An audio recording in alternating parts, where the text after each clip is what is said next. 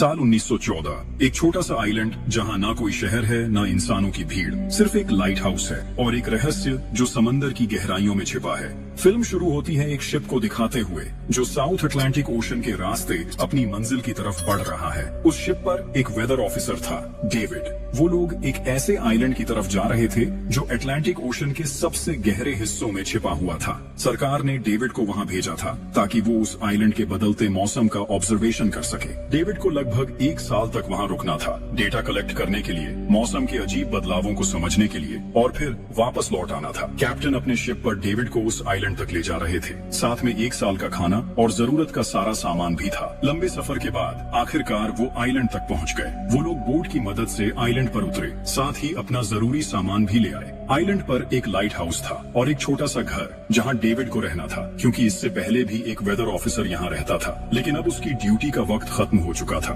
आज से डेविड इस आइलैंड का नया वेदर ऑफिसर बन गया था और पुराना ऑफिसर रॉबर्ट अब कैप्टन एक्सेल के शिप में घर लौटने वाला था। लेकिन उस घर में जाकर वो लोग हैरान रह गए। किसी भी इंसान का नामो निशान नहीं था। रूम के अंदर फर्नीचर बिखरे हुए थे, सब कुछ उल्टा पुल्टा था। शायद लाइट हाउस में कोई हो सकता है। कैप्टन और डेविड बिना वक्त गंवाए लाइट हाउस की तरफ बढ़ते हैं और वहाँ एक अजीब नजारा देखते हैं। पूरा लाइट हाउस तेज और नुकीले लकड़ों से घिरा हुआ था, जैसे किसी ने जानबूझकर उसे बंद कर दिया हो ताकि कोई भी अंदर न जा सके। कैप्टन और डेविड ने लाइट हाउस का गेट कई बार नॉक किया, लेकिन कोई रिस्पॉन्स नहीं मिला। आखिर में उन्होंने गेट को जोर से धक्का दिया और अंदर घुस गए। लाइट हाउस के बिल्कुल ऊपर उन्हें एक आदमी मिला जिसका नाम ग्रूनर था। वो लेटा हुआ था। जब उन्होंने ग्रूनर से पुराने वेदर ऑफिसर के बारे में पूछा तो उसने काफी बेपरवाही से जवाब दिया, वो मर गया है, कोई भयानक बीमारी थी उसे। कैप्टन ने जब उससे डेड बॉडी के बारे में पूछा तो उसका जवाब और भी ज्यादा अजीब था, शायद किसी ने मार दिया होगा। ग्रूनर की बातें सुनकर डेविड और कैप्टन दोनों चौंक गए।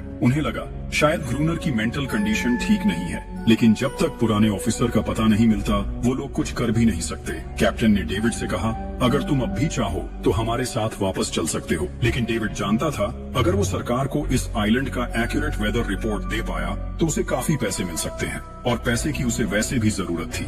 इसीलिए उसने तय किया कि वो यहीं रुकेगा। कैप्टन ने उसे एक गन दी प्रोटेक्शन के लिए। शायद ये जगह उतनी सेफ नहीं है जितनी दिखती है। कैप्टन के जाने के बाद डेविड ने घर को थोड़ा सेटल किया, रहने लायक बनाया। रूम के एक ड्रॉर में उसे एक डायरी मिली पुराने ऑफिसर की। उस ऑफिसर ने 1913 में इस आइलैंड पर कदम रखा था। डायरी में आइलैंड के बारे में बहुत कुछ लिखा था, लेकिन सब कुछ साफ नहीं था। कुछ बातें अधूरी थी। डेविड हर लाइन को ध्यान से पढ़ता गया। डायरी में कुछ अजीब तरह के जानवरों के स्केचेस भी बने थे। डेविड को समझ नहीं आया उसने ऐसी तस्वीरें क्यों बनाई थी। शायद वो अकेला था और टाइम पास के लिए ऐसा किया होगा। डायरी के एक पेज पर उसकी वाइफ की फोटो भी लगी थी। डेविड वो डायरी पढ़ते पढ़ते थक गया और धीरे धीरे उसकी आंख लग गई। अगली सुबह डेविड ने अपना काम शुरू कर दिया, लेकिन समुद्र के पास पहुंचते ही उसके कदम रुक गए। चट्टानों के बीच कुछ पत्थर अजीब तरीके से सजाए गए थे और उनके बीच कुछ सीशेल्स भी रखे थे, अजीब पैटर्न में। डेविड ने सोचा शायद ये सब ग्रूनर ने किया हो। ये सोचकर वो दोबारा अपने काम में लग गया। मौसम का डेटा कलेक्ट करना, वही काम जिसके लिए वो यहाँ आया था। काम के दौरान जब उसने बाइनोक्यूलर से लाइट हाउस की तरफ देखा तो उसे ग्रूनर के साथ एक और इंसान दिखा, लेकिन फिर उसने सोचा शायद उसका वहम हो। रात हो चुकी थी और डेविड अपने काम में बिजी था। तभी दरवाजे पर नॉक हुआ। उसने सोचा शायद ये ग्रूनर है। डेविड ने उसका नाम पुकारा, लेकिन कोई जवाब नहीं मिला। हाथ में लैंप लेकर जैसे ही डेविड आगे बढ़ा, उसके कानों में कुछ अजीब सी आवाजें गूंजने लगी और फिर उसने देखा गेट के नीचे से किसी अजीबोगरीब प्राणी का हाथ अंदर आने की कोशिश कर रहा था। वो हाथ इंसानी नहीं था। डेविड का दिल दहशत से भर गया। वो तुरंत बेसमेंट की तरफ भागा और वहां जाकर छुप गया। कुछ ही देर में वो रहस्यमयी क्रीचर घर के अंदर घुस चुकी थी। वो छुप छुप के डेविड को ढूंढ रही थी। बेसमेंट की एक छोटी सी क्रैक से उस क्रीचर की भयानक आंखें डेविड को घूरने लगी। डेविड ने एक छुरी उठाई और जैसे ही वो आंखें उस क्रैक के सामने आईं, उसने पूरी ताकत से छुरी घुसा दी। वो क्रीचर चीख के भाग गई, लेकिन वो कभी भी वापस आ सकती थी।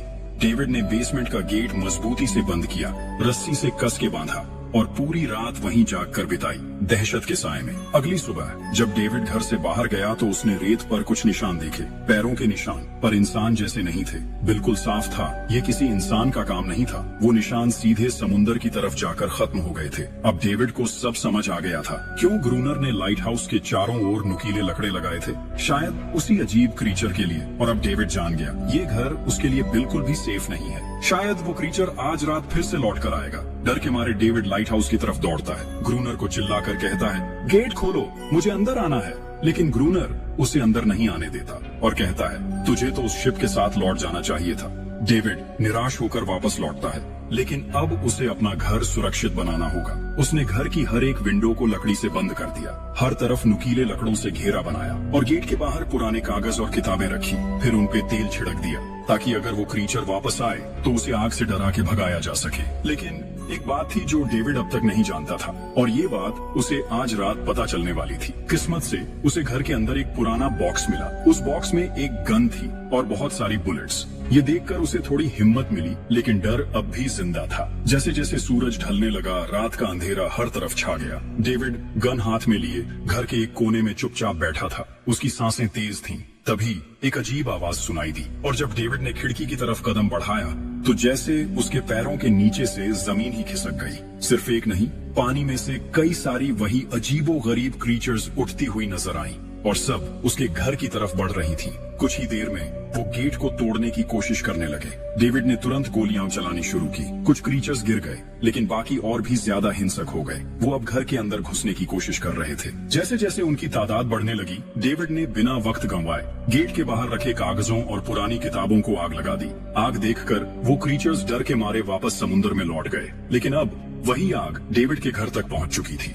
घर में आग लग चुकी थी, और क्योंकि पूरा घर लकड़ी का बना था, आग बिजली की तरह फैल गई। डेविड ने तुरंत एक चादर में लपेटकर खुद को बचाया, गेट तोड़कर बाहर निकला और लाइट हाउस के पास एक बड़े पत्थर के पीछे छुप गया। उसका दायां हाथ बुरी तरह जल चुका था। किस्मत से उसी वक्त बारिश शुरू हो गई। आग धीरे धीरे बुझने लगी, लेकिन पूरी रात की बारिश के बाद भी सुबह तक डेविड अपना घर नहीं बचा पाया। पूरा घर जलकर लगभग राख हो चुका था। अब अगर डेविड को जिंदा रहना है तो उसे लाइट हाउस में पनाह लेनी होगी। उसने अपनी राइफल उठाई और लाइट हाउस के पास के पत्थरों के बीच छुप गया। जब ग्रूनर पानी भरने के लिए लाइट हाउस से बाहर निकला तो डेविड उसके पीछे पीछे चल दिया। इरादा था उसे गन पॉइंट पर ले जाकर लाइट हाउस के अंदर घुसने का, लेकिन अचानक जब ग्रूनर ने उस पर गन तानी, तभी एक अजीब सा क्रीचर जो ग्रूनर के पास ही था उस पर हमला कर दिया। वो क्रीचर ग्रूनर का रक्षक था। ग्रूनर ने तुरंत डेविड को रोका और कहा, ये मेरा पालतू है। डेविड ने गोली नहीं चलाई, लेकिन एक शर्त रखी, अगर जिंदा रहना है तो लाइट हाउस में रहने दिया जाए। उसके पास 1 साल के लिए काफी गन पाउडर था और इतना खाना भी था कि दोनों बच सके।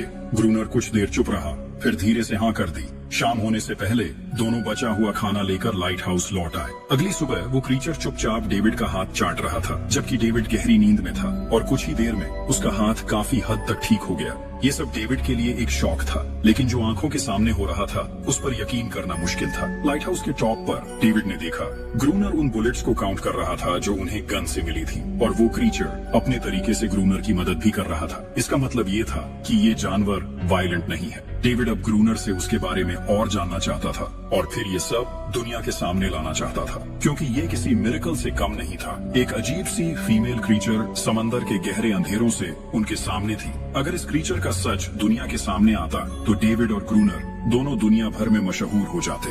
लेकिन ग्रूनर को ये सब नहीं चाहिए। वो इस आइलैंड से कहीं नहीं जाना चाहता। ग्रूनर के पास कोई अपना नहीं था। उसके हिसाब से सोसाइटी में कोई भी अकेला नहीं रह सकता। हर किसी को किसी न किसी का गुलाम या नौकर बन के रहना पड़ता है। इसीलिए उसके लिए ये आइलैंड परफेक्ट था। ये जगह जहाँ वो अपने आप को एक किंग समझता था, अपनी मर्जी का मालिक। इसी वजह से उसने आइलैंड के कई हिस्सों में लिख दिया था, ग्रूनर इज किंग। लेकिन वो अजीब सी फीमेल क्रीचर उसकी पालतू कैसे बन गई? असल में एक बार ग्रूनर ने उसकी जान बचाई थी। वो गलती से अपने फिशिंग नेट में फंस गई थी। तब वो क्रीचर छोटी थी और उस दिन के बाद से ग्रूनर के साथ ही रह गई। उसकी हर बात माननी शुरू कर दी। लेकिन ग्रूनर एक गुस्से वाला इंसान था और उसने कभी भी उस क्रीचर के साथ इंसानियत से बिहेव नहीं किया। उसके साथ रेगुलर फिजिकल रिलेशन रखता था। एक बार उस क्रीचर ने ग्रूनर पर हमला भी किया और उसके बदले में ग्रूनर ने उसे सजा दी, एक ऐसी सजा जिसके बाद वो क्रीचर अपने आप को ग्रूनर की नौकरानी समझने लगी। शायद इसी वजह से हर रात वो क्रीचर्स समंदर से बाहर आते हैं उसे वापस ले जाने के लिए। लेकिन वो क्रीचर्स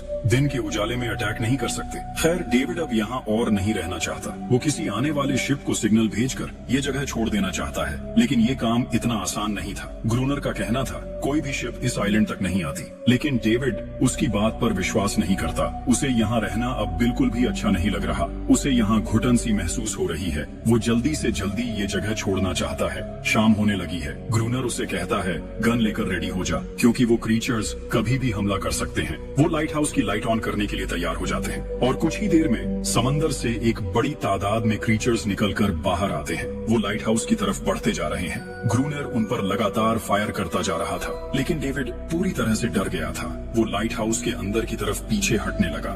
ग्रूनर के बार बार कहने के बाद भी वो बस एक कोने में चुपचाप बैठा रहा और कुछ ही देर में डेविड बेहोश हो गया। ग्रूनर अकेला उन क्रीचर्स से लड़ता रहा। अगली सुबह ग्रूनर ने गुस्से में उसे उठाया और कहा, अगर तुझे लाइट हाउस में रहना है तो मेरी हर बात माननी पड़ेगी। रोजाना पानी भर के लाना, लाइट हाउस के छोटे बड़े काम करना और रात को उसके साथ गार्ड ड्यूटी भी देना। चाहे डेविड चाहे या ना चाहे, ये सब करना उसके लिए मजबूरी बन गई थी। जिंदा रहने के लिए उसे लाइट हाउस में रहना ही पड़ेगा। डेविड अब ग्रूनर के सारे काम करने को तैयार था, लेकिन एक चीज थी जो उसे कभी पसंद नहीं आई। रोज रोज उस फीमेल क्रीचर को अलग अलग तरीकों से फिजिकली टॉर्चर करना। लेकिन जो इंसान सालों से इस सुनसान आइलैंड पे अकेला रह रहा हो, उसका मेंटल स्टेट थोड़ा बिगड़ना बनता है। डेविड भी कुछ ऐसा ही सोचता है। शायद ग्रूनर का दिमाग अब ठीक नहीं है, लेकिन फिर भी उसकी बात माननी पड़ती है। रात होती है। दोनों फिर से गार्ड ड्यूटी के लिए तैयार हो जाते हैं और एक बार फिर वो क्रीचर्स समंदर से निकलकर बाहर आते हैं। लेकिन आज डेविड को डर नहीं लग रहा। उसने फायर किया, पर आज ग्रूनर कुछ भी नहीं करता। वो डेविड को बाहर छोड़कर लाइट हाउस का गेट बंद कर देता है और खुद चुपचाप अंदर बैठ जाता है, ताकि डेविड खुद सीख सके कि इन क्रीचर्स से कैसे लड़ा जाता है, वरना वो लड़ते लड़ते मर जाएगा। डेविड चीख कर मदद मांगता है, लेकिन ग्रूनर उसकी मदद नहीं करता। इसी तरह लड़ते लड़ते वो रात कट जाती है और सुबह हो जाती है। सुबह ग्रूनर ने देखा डेविड लाइट हाउस के गेट के बाहर खून में लथपथ बैठा था। अब उसने सीख लिया था इन क्रीचर्स से कैसे लड़ना है। उसके अंदर का डर जा चुका था। इसी तरह वक्त गुजरता गया, रातों को उन क्रीचर्स से लड़ते हुए और दिन भर ग्रूनर के लाइट हाउस के काम संभालते हुए। ये आइलैंड अब उसके लिए एक बंद घर जैसा हो गया था। वो हर वक्त ये सोचता रहता कि कब ये जगह छोड़े, कब आजाद हो। समय के साथ साथ डेविड का उस फीमेल क्रीचर के साथ एक अजीब सी दोस्ती बन गई थी। डेविड को उसके लिए अब बुरा लगने लगा था। अब उसे समझ आया था कि अपने लोगों को छोड़कर अकेला रहना कितना मुश्किल होता है। शायद वो क्रीचर भी कुछ ऐसा ही महसूस करती थी। डेविड ने उस क्रीचर को एक नाम भी दिया, एनेरियस। और फिर एक दिन उन्होंने देखा कि उन क्रीचर्स के अटैक्स धीरे धीरे कम हो रहे हैं। डेविड सोचता है शायद सर्दियों में वो कहीं और चले जाते हैं, जैसे वेल्स करती हैं, या फिर शायद उन्हें समझ आ गया था इन दोनों से लड़कर कुछ नहीं मिलेगा। लेकिन ग्रूनर ने उसे साफ कह दिया, बिल्कुल नहीं, वो फिर से अटैक करेंगे। अब वो खुद को रिप्रोड्यूस कर रहे हैं। उनकी तादाद बढ़ती जा रही है। कुछ और दिन ऐसे ही गुजर गए। एक रात डिनर के बाद ग्रूनर और डेविड ने वक्त काटने के लिए चेस खेलना शुरू किया, लेकिन यहीं पे ग्रूनर से एक बड़ी गलती हो गई। वो दोनों खेल में इतने उलझ गए कि लाइट हाउस की लाइट्स ऑन करना ही भूल गए और अंधेरे का फायदा उठाकर क्रीचर्स ने उन पे अटैक कर दिया। डेविड ने देखा वो क्रीचर्स अब ब्रीड कर चुके हैं। उनकी तादाद इतनी ज्यादा थी कि दो लोग मिलकर भी ज्यादा देर तक नहीं लड़ सकते थे।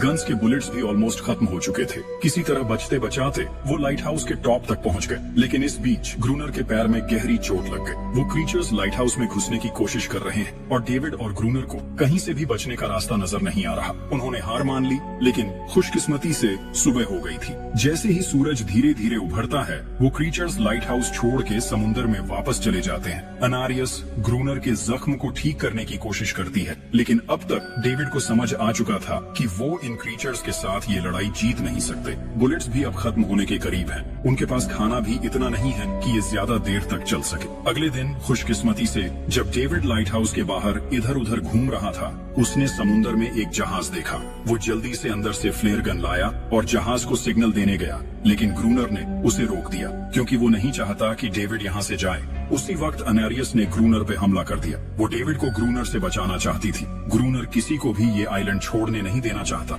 ये आइलैंड उसकी अपनी दुनिया है, जहाँ वो एक किंग की तरह रहता है, एक सर्वेंट है जो उसकी हर बात मानती है। वो इस जिंदगी को छोड़कर शहर वापस नहीं जाना चाहता और वो डेविड को भी जाने नहीं देना चाहता। इतने टाइम से अकेला रहने के बाद अब उसके पास कोई था जिससे वो बात कर सकता था। धीरे धीरे वो शिप डेविड की आंखों के सामने समुद्र में गायब हो गई। अब उसके पास कुछ भी करने को नहीं था। ऐसे ही कुछ और दिन बीत गए। ग्रूनर, डेविड और अनारियस दोनों के साथ अब भी बुरा बर्ताव कर रहा था, लेकिन अनारियस को वो खास तौर पे मारता था। जो डेविड को बिल्कुल पसंद नहीं था। एक दिन डेविड ने अनेरियस को एक छोटी टॉय बोट गिफ्ट में दी जो उसने व्हेल की हड्डियों से बनाई थी। शायद इससे अनेरियस का मन थोड़ा हल्का हो जाए, लेकिन जब अनेरियस ने उस बोट को देखा तो वो डेविड को आइलैंड के एक ऐसे कोने में ले गई जहाँ वाकई एक असली बोट रखी थी। जब डेविड ने उस बोट के बारे में ग्रूनर से पूछा तो उसने कहा हाँ, उसे ऑलरेडी पता था कि आइलैंड के उस हिस्से में एक बोट है। कुछ महीने पहले एक आर्म्स स्मगलिंग शिप जो बहुत सारा गोला बारूद ले जा रही थी, समुद्र में आई तूफान की वजह से इसी आइलैंड के पास डूब गई थी। कुछ लोग इस आइलैंड तक बोट के थ्रू जिंदा पहुंच गए थे,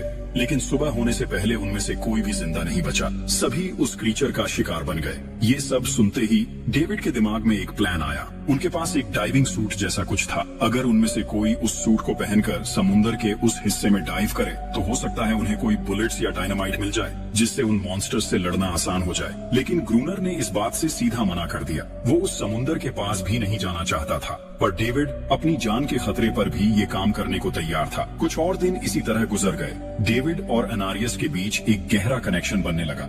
डेविड उसे पसंद करने लगा था। ये सब ग्रूनर ने चुपके से देख लिया और उसी वक्त पहली बार उसके मन में ये ख्याल आया, शायद उसे डेविड की मदद करनी चाहिए।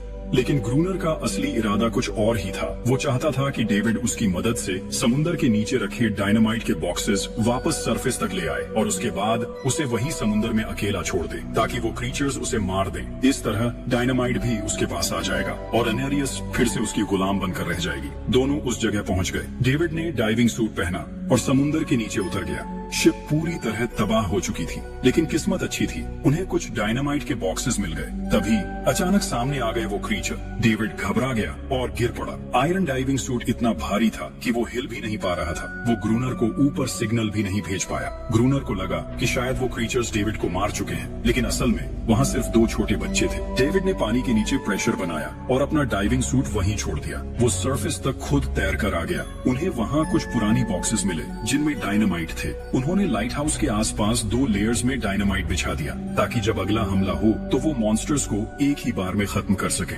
कुछ महीने बीत गए और बर्फ गिरने लगी, लेकिन एक बार फिर वो क्रीचर्स गायब हो गए। अटैक बंद हो चुके थे। अब उनका मेन काम था लाइट हाउस चलाना और हमेशा की तरह पहरा देना। ग्रूनर का सब्र अब टूट चुका था। शायद अनेरियस ने उन मॉन्स्टर्स को डायनामाइट वाले प्लान के बारे में बता दिया था, इसीलिए अब वो अटैक नहीं कर रहे थे। ग्रूनर गुस्से से पागल हो गया और अनेरियस को पीटना शुरू कर दिया, लेकिन डेविड ने उसे रोक लिया। आखिर में दोनों ने मिलकर एक नया प्लान बनाया, लाइट हाउस का मेन गेट खुला छोड़ने का, ताकि जैसे ही वो क्रीचर्स पास आए डायनामाइट से उड़ा दिए जाएं। कुछ ही देर में वो क्रीचर्स समुद्र से बाहर निकलने लगे। वो सीधे मेन गेट की तरफ बढ़े और अंदर घुसते ही डेविड पर हमला कर दिया। डेविड भी हिम्मत दिखाता है और उन मॉन्स्टर्स से टकराता है। जैसे ही वो क्रीचर्स लाइट हाउस के पास पहुंचते हैं, ग्रूनर डायनामाइट का लीवर दबा देता है, लेकिन ब्लास्ट नहीं होता। डेविड ने उसका कनेक्शन खोल दिया था। वो उसे दोबारा जोड़ना भूल गया था। डेविड तुरंत ऊपर भागता है और डायनामाइट का वायर जोड़ना शुरू करता है। तब तक वो क्रीचर्स लाइट हाउस पर चढ़ने की कोशिश कर रहे होते हैं, जिन्हें सिर्फ ग्रूनर रोकने की कोशिश कर रहा होता है, अकेला। जैसे ही कनेक्शन पूरा होता है,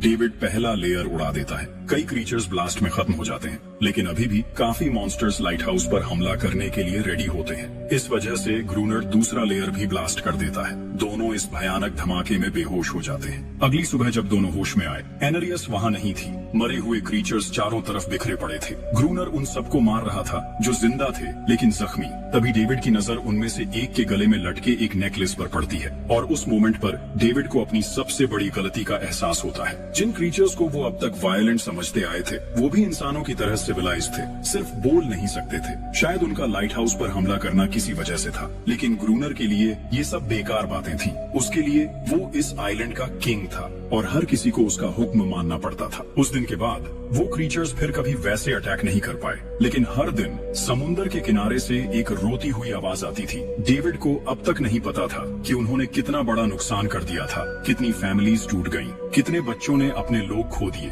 सिर्फ एक गलतफहमी की वजह से। अगले दिन डेविड ने समुद्र में उन क्रीचर्स के कुछ छोटे छोटे बच्चों को देखा, वो सब जिन्होंने अपने परिवार खो दिए थे। डेविड ने पत्थरों का एक गोल सर्कल बनाया और उसके बीच में वो छोटी टॉय बोट रख दी ताकि अनेरियस वापस लौट आए। लेकिन कितना भी इंतजार किया, अनेरियस कभी वापस नहीं आई। एक सुबह डेविड ने देखा ग्रूनर बेहोश पड़ा था। उसके आसपास कुछ पुरानी चीजें रखी थी, उनमें एक पुरानी तस्वीर भी थी। और जैसे ही डेविड ने उस तस्वीर को देखा, वो हैरान रह गया। वो लड़की जिसका फोटो उसने पहले दिन ग्रूनर की डायरी में देखा था, वो कोई और नहीं उसकी पत्नी थी। ग्रूनर की एक वाइफ थी और वो इस लाइट हाउस का वेदर ऑफिसर था जो लगभग 1 साल पहले इस आइलैंड पर आया था। उसका असली नाम रॉबर्ट था, लेकिन उसने अपना नाम बदल लिया था क्योंकि अब वो कभी ये आइलैंड छोड़ना नहीं चाहता था। ये सब देखकर डेविड ने भी ये उम्मीद छोड़ दी कि वो कभी इस आइलैंड से जा पाएगा। अगले दिन शाम को जब डेविड समुंदर के किनारे गया, उसने देखा कि उस सर्कल में रखी छोटी बोट अब वहाँ नहीं थी, लेकिन उसी जगह पर उसने एक क्रीचर का छोटा सा बच्चा देखा जिसके हाथों में वो बोट थी। डेविड ने अपनी टॉर्च उस सर्कल के बीच में फेंक दी ताकि वो दिखाए कि उसका इरादा लड़ने का नहीं है, उसे किसी को चोट नहीं पहुंचानी, वो उनके साथ दोस्ती करना चाहता है। कुछ ही देर बाद समुंदर की लहरों से अनारियस निकलती है और उसके पीछे पूरा क्रीचर्स का ग्रुप भी समुंदर से उभर आता है। लेकिन इस बार कोई भी डेविड पर अटैक नहीं करता क्योंकि वो भी अब शांति चाहते हैं। उनका इरादा सिर्फ एक सेफ जगह पाने का था अपने बच्चों के लिए, जो हर एक जानवर करता है। उन्हें इस आइलैंड पे इंसानों की अचानक एंट्री बिल्कुल पसंद नहीं आई, इसलिए उन्होंने हर रात अटैक किया। लेकिन ये बात ग्रूनर को कौन समझाए, वो तो अब भी खुद को इस आइलैंड का किंग मानता है। ग्रूनर लाइट हाउस से बाहर आता है हाथ में बंदूक लेकर। डेविड उसे समझाने की कोशिश करता है ये क्रीचर्स लड़ना नहीं चाहते, ये शांति चाहते हैं। लेकिन ग्रूनर किसी की नहीं सुनता। वो अनारियस को चीख कर कहता है अंदर चली जाओ। लेकिन ये पहली बार था जब अनारियस ने उसकी बात नहीं मानी, क्योंकि अब वो उसकी नौकरानी नहीं रही, अब वो सिर्फ एक माँ थी जो अपने बच्चों के लिए खड़ी थी। ग्रूनर अंदर से कमजोर महसूस करने लगता है क्योंकि अब कोई भी उसका हुक्म नहीं मान रहा था। गुस्से में उसने लाइट हाउस की तरफ कदम बढ़ाए। डेविड को लगा शायद ग्रूनर को अब समझ आ गया होगा कि हर एक जानवर आजादी चाहता है, कोई भी किसी का गुलाम बनकर नहीं जीना चाहता। लेकिन ग्रूनर समझदार इंसान नहीं था। जैसे ही वो लाइट हाउस पहुंचा, उसने सिग्नल गन से एक फ्लेयर छोड़ी जो सीधा जाकर एक छोटे क्रीचर के बच्चे से टकरा गई। उस बच्चे की तुरंत मौत हो गई। सभी क्रीचर्स डर के मारे भाग गए और अनारियस ने भी डेविड पर से अपना पूरा भरोसा खो दिया। गुस्से से पागल डेविड तुरंत लाइट हाउस की तरफ भागता है और ग्रूनर से टकरा जाता है, उससे लड़ने लगता है। क्यों किया तूने ये सब? ये लोग तो बस शांति चाहते थे। लेकिन ग्रूनर इतना वायलेंट हो चुका था कि उसने डेविड को मारने का फैसला कर लिया। हाथ में एक्स लेकर जैसे ही वो डेविड पर वार करने जा रहा था, डेविड ने उसे उसके असली नाम से पुकारा, रॉबर्ट। ये सुनकर ग्रूनर एकदम रुक गया। असल में रॉबर्ट ऐसा इंसान कभी था ही नहीं। इस आइलैंड पर आने के बाद उसकी मेंटल स्टेट लगभग टूट चुकी थी। अकेलापन, अपनी वाइफ की मौत और गहरा डिप्रेशन, इन सब ने उसे ऐसा बना दिया था। वो असल में कोई किलर नहीं था, वो एक अच्छा इंसान था। वो क्रीचर्स कभी लड़ना नहीं चाहते थे, वो बस शांति चाहते थे। ग्रूनर ने उन्हें सिर्फ इसलिए मारा ताकि वो खुद को पावरफुल दिखा सके। और अब ग्रूनर को अपनी गलती का एहसास हो चुका था, इसलिए उसने खुद को उन क्रीचर्स के सामने सरेंडर कर दिया और कुछ ही पलों में उन्होंने उसे मार दिया। डेविड लाइट हाउस के अंदर खुद को लॉक कर लेता है। वक्त ऐसे ही बीतता चला जाता है और 1 साल बाद आइलैंड पर एक गवर्नमेंट ऑफिसर आता है, साथ में एक नया वेदर ऑफिसर भी होता है। डेविड को वहाँ से ले जाया गया और अब नए गवर्नमेंट ऑफिसर ने इस आइलैंड पर वेदर मॉनिटर करना शुरू किया। लेकिन उस ऑफिसर को लगा कि डेविड ही ग्रूनर है और डेविड ने भी उनकी इस गलतफहमी को ठीक नहीं किया। वो चुपचाप बैल्कनी पर गया और खड़ा हो गया बिना कुछ कहे, क्योंकि अब वो भी इस आइलैंड को छोड़ना नहीं चाहता था, बिल्कुल ग्रूनर की तरह। इसी दौरान एनारियस भी अपने परिवार के साथ खुश थी। अब उन्हें किसी ग्रूनर जैसे आदमी का डर नहीं था। अब वो आइलैंड पर भी और समुंदर में भी आजादी से जी सकते थे।